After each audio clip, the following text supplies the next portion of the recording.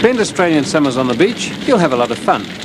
Up in the hills or the mountains, you might have to face this, an Australian bushfire. And that's not nearly so much fun. In fact, they do great amounts of damage and cost many, many thousands or millions of dollars. So, of course, people have been trying to find ways of fighting them.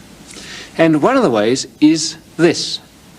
Dropping on them, or in front of them, fire retardant. That red stuff coming from the plane is fire retardant. And it has a big effect on bushfires, as we're finding. This is all it is. It's a red powder. If I tip it out there, you can see it. Of course, it's not dropped like that. It has to be mixed up before it goes. But before mixing, that's what it is. It's a red powder, and it's nothing more than finely ground superphosphate, the fertilizer that farmers put on their pastures. Red is iron oxide, or really rust, and there's one other ingredient too that makes it hang together. But that's it. That's fire retardant. Well, I have got a little model plane here. It's a rather stubby thing, but it'll do for our purposes. We're going to make it fly down over this green bushland and drop a load of fire retardant. You can see what happens. It comes in low and lets the lot go like that. And you can see there's a red streak on the ground. I'll do it again. And once more. Now, each plane that drops this stuff leaves what's called a characteristic footprint. In this case, it's a long, thin streak. It's rather like getting something like a bulldozer in there to cut down all the scrub that can't burn. But it's much less destructive. You can imagine that getting a bulldozer in on a mountainside could take you days or weeks. For a plane, it's hours or minutes. And by dropping the retardant on there, you leave a sort of patch, a fire break, that won't burn. I said that it's mixed up with water. This is how it comes out. This is how it's put into the plane, really. That powder mixed with water comes out as a sort of goopy, red-like syrup. And although my plane was really making a mist like this, if you did that in real life, the mist would simply blow away.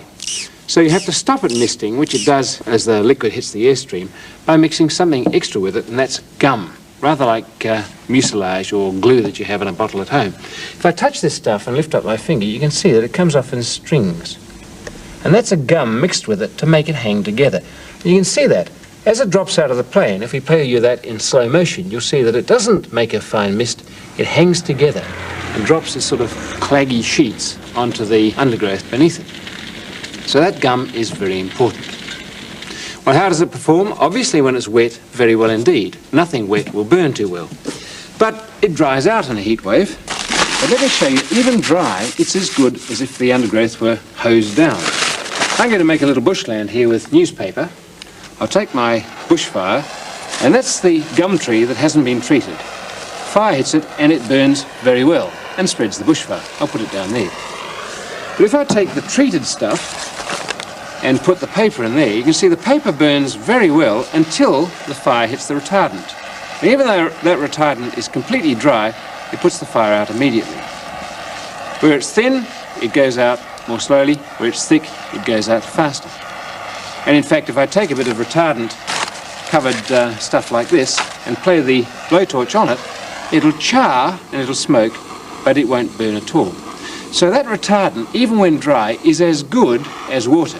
And when it's wet, it's about 3 times better. So firebombing fires with retardant looks, these days, to be one of the most effective ways of fighting the Australian bushfire.